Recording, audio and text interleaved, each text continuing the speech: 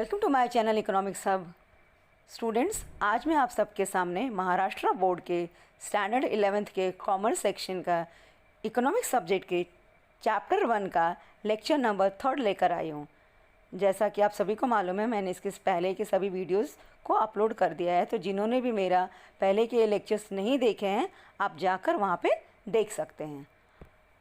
अब मैं lecture number 3 start कर रही हूँ। तो स्टार्ट करने से पहले मैं थोड़ा सा रिकैप करना चाहूँगी। दोस्तों, आप सभी को मालूम है, मैंने आपको पहले ही बताया है कि माइक्रो एंड मैक्रो इकोनॉमिक्स का मतलब क्या होता है।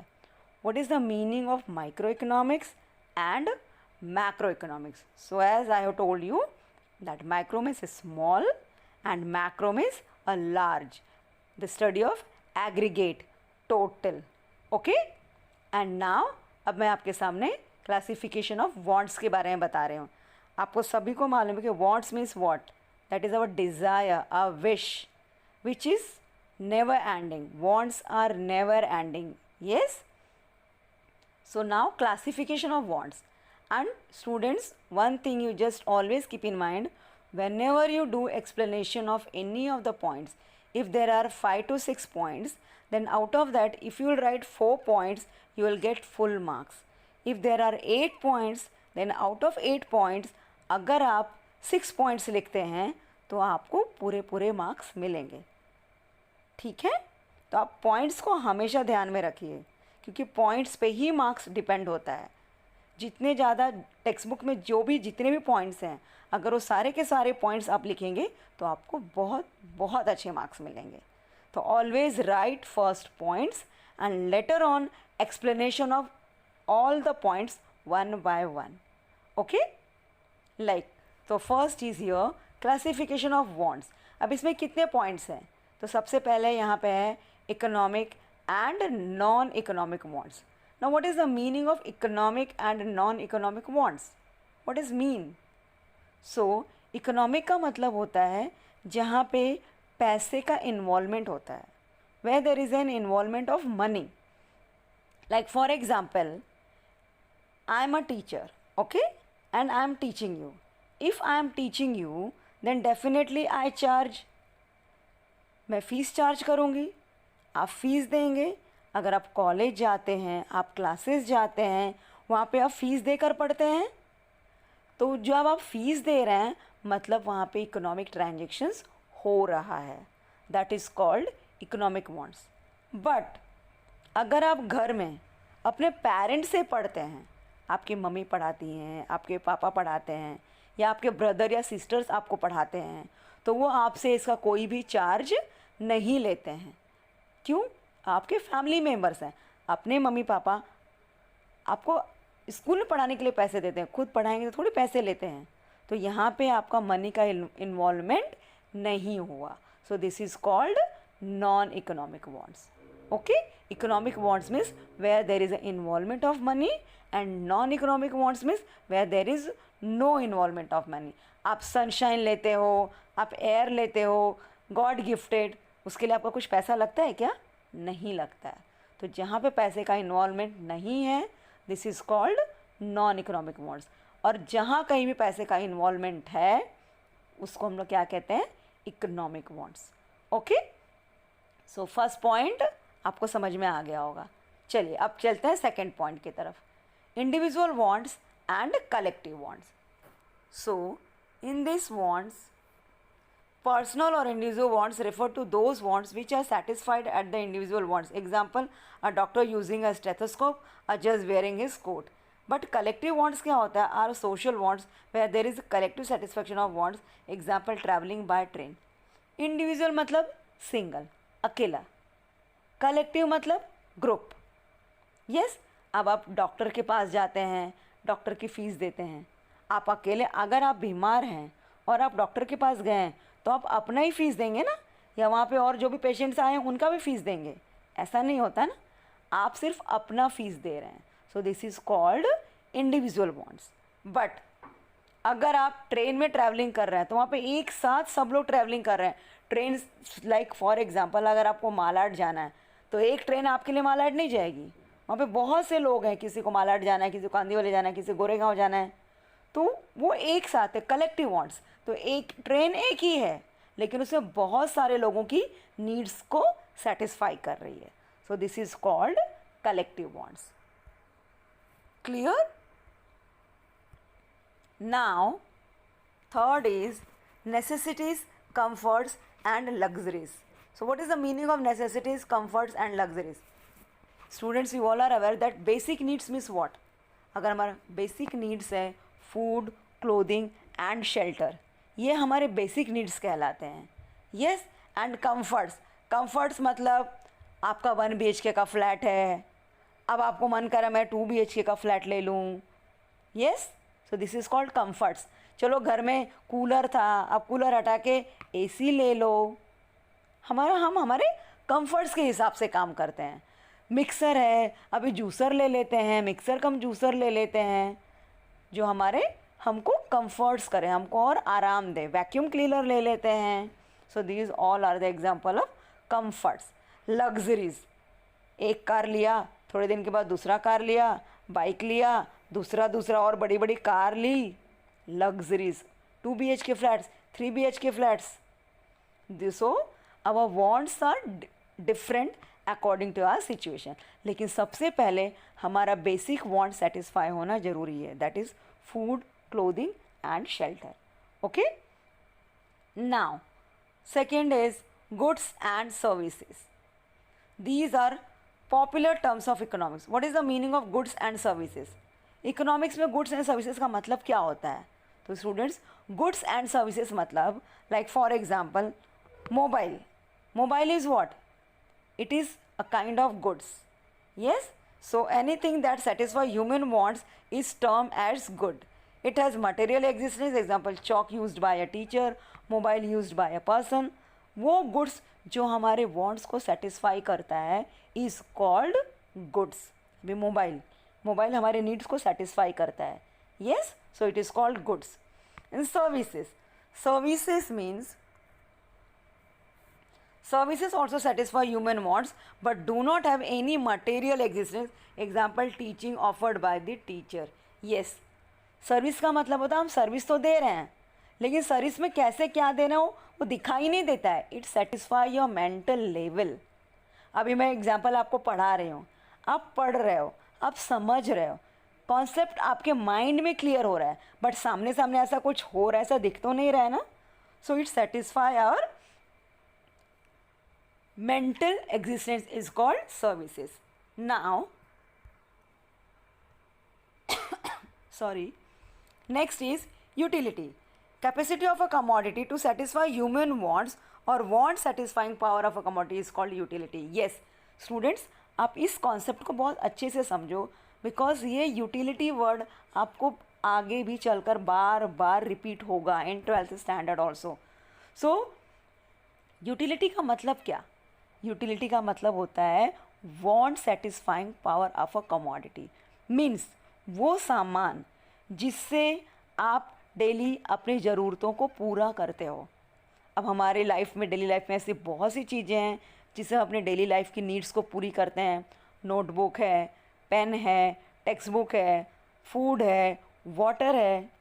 Yes, so these all are called want satisfying, these all are called want satisfying for a commodity means utility. Okay, now next is value. Yes, ये जो वैल्यू है ये हमेशा आपको शॉर्ट नोट्स में आता है for 2 marks and it is very important. So value is what? Value has 2 approaches in economics, that is one is value in use and another one is value in exchange. Okay, value in use and value in exchange का मतलब क्या होता है?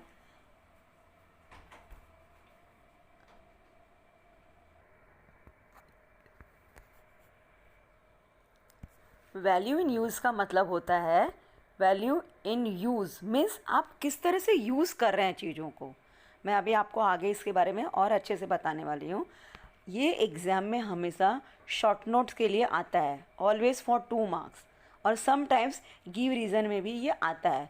तो इसे आप ध्यान से समझना और इसको अच्छे से लर्न करना। और अगर आपको अच्छे मार्क्स चाहिए तो आपको इकोनॉमिकल वर्डिंग्स ही लिखने हैं। ये मैं आपको बार बार बता रही हूँ. So always keep in mind, if you really want a good marks then you have to write economical wordings only. So again चलो मैं आपको बताती हूँ what is the meaning of value. Value has two approaches in economics, that is, one is value in use and another one is value in exchange. So what is the meaning of value in use? It refers to the worth of a commodity. It is usefulness of the commodity. Example, no one has to pay price for sunshine, but his immense worth for life can never be doubted. In economic language, sunshine has a high value in use and it is an example of free goods. Yes, value in use का मतलब अब आपको समझ में आ गया होगा. मतलब ये कि हमारे लिए जो चीज़ हम यूज़ करते हैं वो बहुत ज़्यादा यूज़फुल होती है, लेकिन हम उसके लिए कुछ पे नहीं करते. जैसा कि यहाँ पे एग्जांपल में दिया हुआ है, दैट इज़ आपको फ्री में मिल रहा है नेचर से gift. Free sunshine, free air, purity रहती है उस एयर में, आप फ्री ऑक्सीजन लेते हैं. हम आप उसके लिए कुछ पे करते हैं क्या? कुछ भी पे नहीं करते. It is a free gift of nature which is given to us by God. लेकिन अगर ये और हम लोग इसके लिए कुछ पे नहीं करते हैं, लेकिन अगर हमको ये फ्री की गिफ्ट अगर हमको ना मिले तो क्या हम लोग सर्वाइव कर पाएंगे? Do we survive? नो. हम लोग इसके लिए पे कुछ भी नहीं करते. यस, बट इसका यूज़ बहुत ज़्यादा है हमारी लाइफ में. Now the second thing is value in exchange. Now what is the meaning of value in exchange? Value exchange, as the word indicates, exchange. Exchange means we are exchanging something. So exchanging में हमारा क्या रहता है? Of course very simple. अगर मैं कोई सामान ले रही हूँ तो उसके लिए मैं क्या दूँगी एक्सचेंज में? सीधी सी बात है, I'll pay money. Yes, तो अगर समझो मुझे टीवी लेना है, गोल्ड लेना है, सिल्वर लेना है, या कुछ भी मुझे लेना, कोई भी सामान लेना है, so that I have to exchange with money. सामान मैं ले लूँगी और पैसे में पे कर दूँगी. आपको भी अगर कोई सामान लेने मार्केट में जाना है, if you are going to take any things in the market, suppose you want to take any clothes, you want to go for movie, so what you will do? You will exchange money, you will give money, then only you can enjoy your movie. Now the next is water diamond paradox of values. What is the meaning of water diamond paradox of value? समझो आप. Some commodities have a high value in use but low value exchange. It matters a lot. ध्यान से सुनो आप. High value in exchange but low value in use. Example, water. Whereas some commodities have low value in use but high value in exchange. इसको हम लोग क्या कहते हैं? Water diamond paradox of values. What is the meaning of that? मतलब high value रहेगा, use उसका use तो बहुत ज़्यादा है, लेकिन उसका पे जो है वो बहुत मिनिमम होता है. वेरी सिंपल, हम सभी के घर में पानी आता है, म्यूनिसिपैलिटी हमें वाटर देती है. अगर वो पानी हमको नहीं मिले तो हमारी डेली की लाइफ कम्प्लीटली डिस्टर्ब हो जाएगी. लेकिन उसके लिए क्या हम लोग को बहुत ज़्यादा पे करना पड़ता है? नहीं, हम लोग पे करते हैं बट वी पे मिनिमम चार्ज. मतलब वाटर का यूज़ ज़्यादा है लेकिन उसका जो एक्सचेंज वैल्यू है वो मिनिमम है. Now the second thing is high exchange value and low value in use. अब आपका गोल्ड है, सिल्वर है, डायमंड है, उसके लिए कितना ज़्यादा पे करना पड़ता है, कितना कम पहनते हैं हम. अगर हम लोग ज्वेलरीज बनाते हैं कोई भी, तो हम लोग उसको पहनते तो ज़रूर हैं, डर डर से पहनते हैं, अरे कहीं कोई छीन लिया तो, कहीं कुछ प्रॉब्लम हो गया तो, क्योंकि उसके लिए हम लोग बहुत ज़्यादा पे करते हैं. तो यूजुअली क्या होता है, हम हमारी प्रॉपर्टीज़ को, हमारे ऑर्नामेंट्स को बैंक्स के लॉकर्स में रखते हैं. Yes, so this is called low value in use but high value in exchange. Now अभी आपको समझ में आया वैल्यू इन यूज़. ये प्रॉपर 2 मार्क्स के लिए हमेशा आता है. अब मैं आपको जा रही हूँ पढ़ाने वेल्थ. जैसा कि आप सभी को मालूम है वेल्थ का मतलब क्या होता है? Prosperity, money. So wealth refers to anything which has market value and can be exchanged for money. So to be regarded as wealth, a commodity must possess the following, that is utility, scarcity, transferability and externality. What is the meaning of wealth? Wealth का मतलब ये होता है कि अब एक example अगर मैं लूँ हम लोग रोड पे जा रहे हैं और रोड पे कोई ऐसा सामान पड़ा हुआ है जो हमारे किसी काम का नहीं है, तो हम लोग उसको उठाएंगे क्या? नहीं उठाएंगे। लेकिन अगर हम लोग रोड पे जा रहे हैं, पत्थर का टुकड़ा पड़ा रहता है तो कोई उसको उठाता नहीं है, ध्यान भी नहीं देता कि वो क्या है। लेकिन अगर उसी रोड पे कोई किसी का गोल्ड गिर गया है, उसका यूज़ है, उसको हम लोग फट से उठा लेते हैं। That is called utility. उसका क्यों? क्योंकि उसका यूज़ है, वो जल्दी मिलता नहीं है। स्कैरसिटी, कहीं से किसी के पास भी यहाँ से वहाँ ट्रांसफ़र हो सकता है। और एक्सटर्निटी, बाहर इन सब चीज़ों का यूज़ है। तो वो सामान जिसमें ये सारे एडवांटेजेस, ये सारी चीज़ें इन्वॉल्व रहती हैं, that is called what? Wealth. Okay, so अब हम लोग वेल्थ के बारे में पढ़ेंगे। तो सबसे पहला उसका फीचर्स है, that is utility. So a commodity must have the capacity to satisfy human wants. अब भी मैंने आपको एक्सप्लेन किया, utility means want satisfying power of a commodity. Like furniture, refrigerator, कुछ भी, कोई भी सामान जो हमारे और आपके डेली के नीड्स में आता है, that is called utility. Now second is scarcity. A commodity must be scarce in supply in relation to its demand if it is to be included in the term wealth. Example, all economic goods for which price is paid. Yes, scarcity का मतलब क्या होता है? What is the meaning of scarcity? The meaning of scarcity मतलब shortage. What? कमियाँ. Shortage means demand is more and supply is less. For example, आप सभी को मालूम है कि 2 साल से हम लोग कोरोना के पैंडमिक्स को सफ़र कर रहे हैं। जब ये पैंडमिक्स स्टार्टिंग में आया था, सभी को क्या चाहिए था? Sanitiser, mask. डिमांड ज़्यादा थी, सप्लाई मिल नहीं रही थी। कितना ज़्यादा महंगे रेट पे ये सारी चीज़ें बिकी हैं। तो दिस इज़ कॉल्ड स्केर्सिटी। पर हमारी ज़रूरत को पूरी करती है, मतलब यूटिलिटी, मतलब ये वेल्थ में आया। Now third is transferability. So a commodity should be transferable from person to person as well as place to place. If the goods is material or tangible, then only it is possible to transfer it from place to place. Example, vehicle, jewelry, etc. Yes, transferability का मतलब क्या होता है? To transfer the goods from one place to another place. अब आपका कोई chair है, आपका कोई बेंच है, आपका कोई वॉशिंग मशीन है, आपका कोई भी सामान हो जो आप एक प्लेस से दूसरे प्लेस पर ट्रांसफ़र कर सकते हो, शिफ्ट कर सकते हो, this is called transferability. Okay, now next is externality. A good can be transferred only if it is external to human body. Example, bag, chair, etcetera. Yes, transferability का मतलब होता है हम सामान ट्रांसफ़र कर सकते हैं। पर एक बात आप बताना, आप अंदर से खुश हैं तो क्या आपकी खुशी को मैं दूसरी जगह कोई सामान है ट्रांसफ़र कर सकती हूँ? नो। ट्रांसफरेबिलिटी मतलब that goods should have physical existence, मतलब हम उसको टच कर सकते हैं। दिस इज़ सो वैसा ही सामान सिर्फ हम ट्रांसफ़र कर सकते हैं, लाइक चेयर हुआ, वॉशिंग मशीन हुआ, जो भी जिसका फिजिकल स्टेबिलिटी है। Okay, and now the next is personal income. Earnings received by a person from all sources is called his personal income. मुझे नहीं लगता कि इसके बारे में आपको ज़्यादा समझाने की ज़रूरत है, क्योंकि हर इंसान अपना अपना जॉब करता है, अपनी अपनी बिजनेस करता है, और हर इंसान जितना जो कमाता है, जो उसकी सैलरी आती है, वही उसकी पर्सनल इनकम कहलाती है। Now seventh is personal disposable income, that is PDI। आपको ये फुल फॉर्म के साथ में ये शॉर्ट फॉर्म भी लर्न करना बहुत ज़रूरी है, क्योंकि अगर एग्ज़ाम में PDI दे दिया तो आप कंफ्यूज हो जाएंगे कि ये PDI क्या होता है। तो ये PDI का मतलब होता है personal disposable income. It is that part of personal income which is left over after payment of direct taxes such as income tax, wealth tax, etcetera. इसको आप ध्यान से समझिए। What is the meaning of income tax, wealth tax? Personal disposable का मतलब क्या होता है? Disposable, what is the meaning of disposable?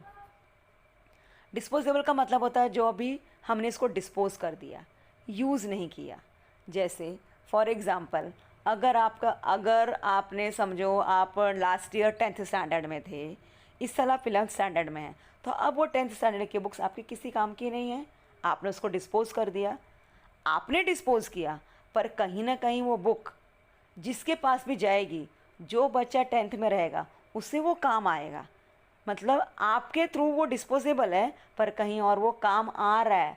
मतलब वो इनकम का काम, मतलब वो टैलेंट, वो नॉलेज देने का काम वो बुक्स तो आज भी कर रहा है।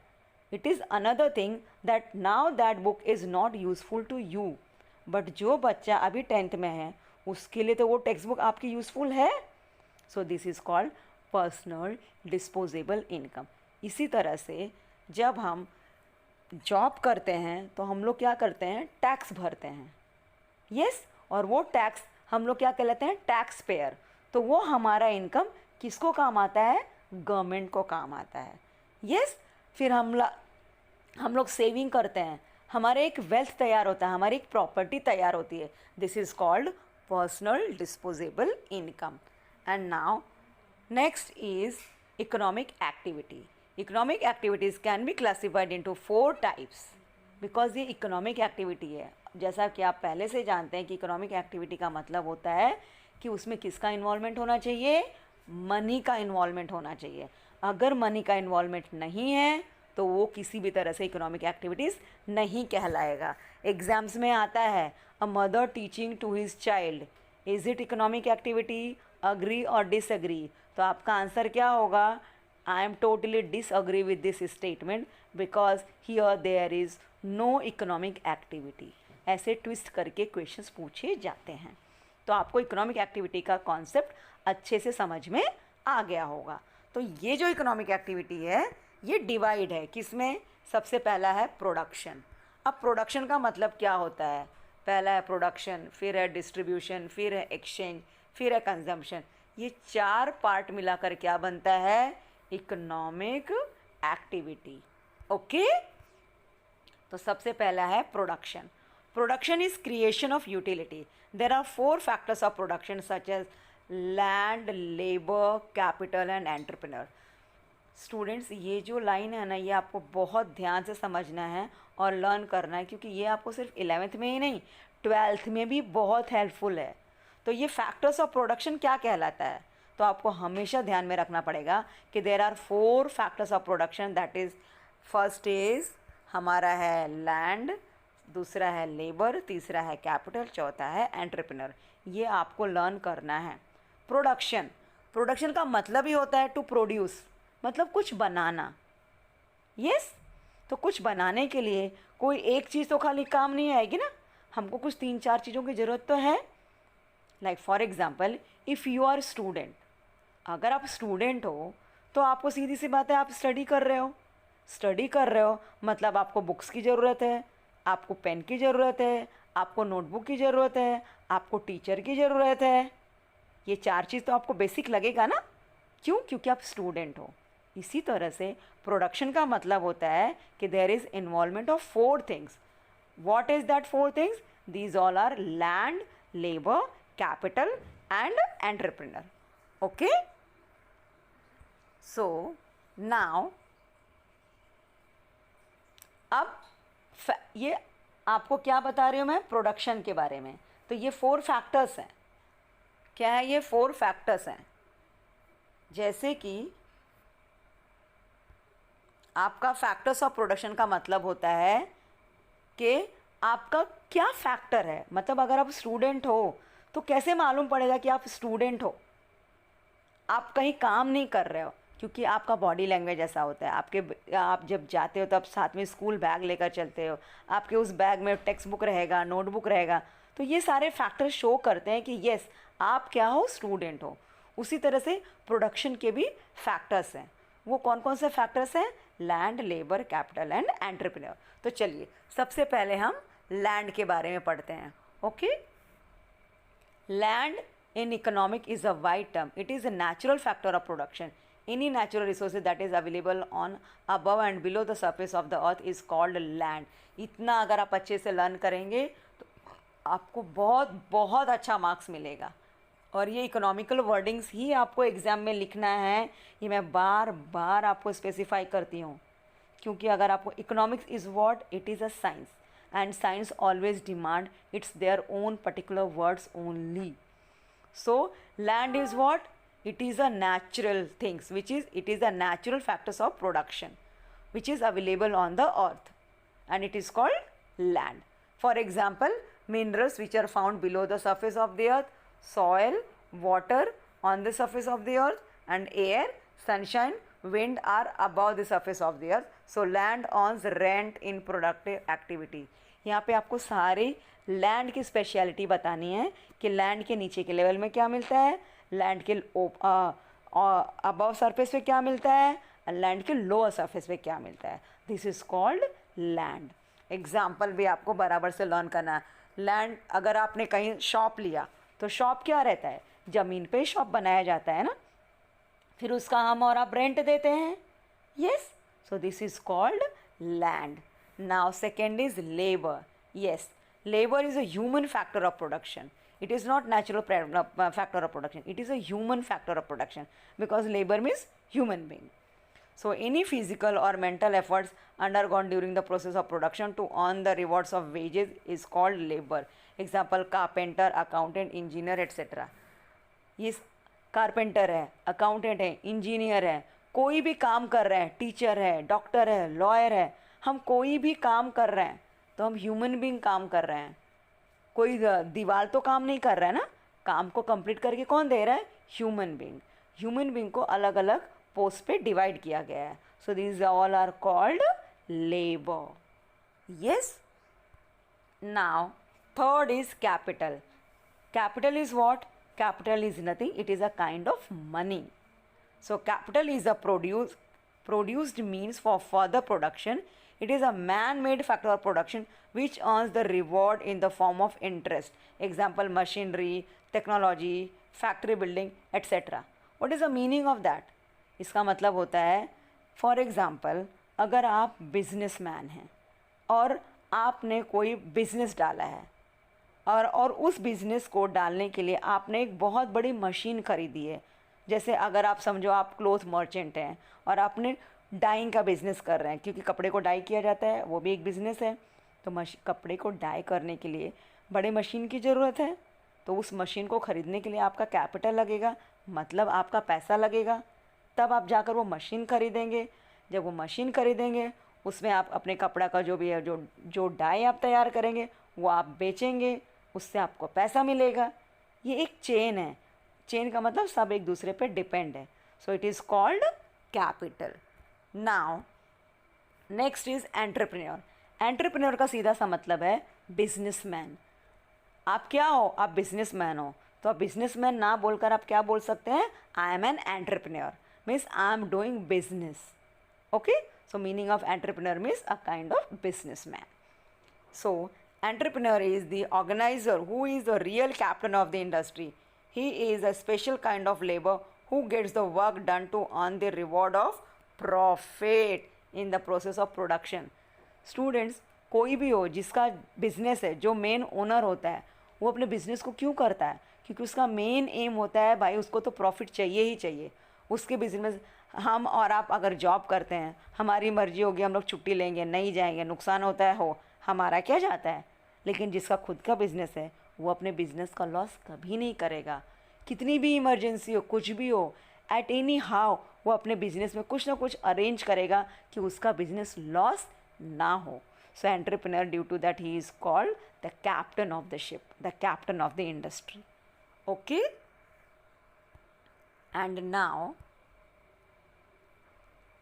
B is distribution. It is division of factor reward among different segments of the society. Factor of production claim their reward of rent, wages, interest, profit through the process of distribution. देखो, जब production होता है, capital का investment होता है, तो सीधी सी बात है, हम लोग प्रोडक्शन क्यों करते हैं? अगर एक कोई बिजनेसमैन है तो वो प्रोडक्शन क्यों करेगा? सीधी सी बात है, अपने सामान को बेचने के लिए प्रोडक्शन करेगा. बेचना मतलब जगह जगह डिस्ट्रीब्यूशन करना. और अगर उसको डिस्ट्रीब्यूशन करना है तो अपने सामान को वो कैसे देगा? भाई ये मेरा सामान है, अगर तुम रेंट पर लेकर जाओगे तो लेकर जाओ, मुझे इतना इतना पे करो. फिर वो जितने लेबर्स को अपॉइंट किया है, वो सारे लेबर्स को क्या देगा? वेजेस देगा। यस, क्योंकि वेजेस मतलब अगर आप कहीं जॉब कर रहे हो, किसी कंपनी में आप कोई सामान सामने वाले का तैयार कर रहे हो, तो आपको सैलरी मिलेगा, पैसा मिलेगा। सैलरी मतलब वेजेस, तो ही आप उसके यहाँ उसका सामान तैयार करने जाओगे ना, ऐसे तो नहीं जाओगे। और फिर वो ओनर क्या करेगा, उस सामान को जगह जगह सप्लायर से, रिटेलर से, होलसेलर से कांटेक्ट करेगा और अपने सामान को अकॉर्डिंग टू मनी डिसाइड करके सेल करेगा, डिस्ट्रीब्यूट करेगा। Yes, so these all are the things involved in the process of production, that is rent, wages, interest and profit. And now next is exchange. It is give and take between various units in the economy. Exchange refers to sale and purchase of goods and services, and exchange is necessarily a monetary transaction. As the word monetary, exchange मतलब हमने आपसे कुछ सामान लिया, अगर मैंने कुछ भी सामान लिया, तो what I will exchange, I will exchange money. Yes, अगर आप किसी के यहाँ कोई सामान खरीदने जाते हो, परचेज करते हो, सेल करते हो, so what you do exchange, you exchange money. So money is a medium of exchange. Yes, now next is consumption. It is making use of goods and services to satisfy human wants. What is the meaning of consumption? Consumption का मतलब होता है जो आप सामान को consume करते हो, मतलब आप यूज़ करते हो, it is called consumption. Okay, so the process of consuming the goods is called consumption. Students, अगर आपको कोई भी डाउट हो इससे रिलेटेड तो आप कमेंट बॉक्स में मुझे पूछ सकते हैं. और आपको अगर मेरा ये वीडियो पसंद आया तो आप इसे लाइक करें और मेरे चैनल को सब्सक्राइब करें, और साथ ही साथ अपने दोस्तों को भी ये शेयर करें. अब मैं यहीं पे स्टॉप करती हूँ. Okay, bye bye.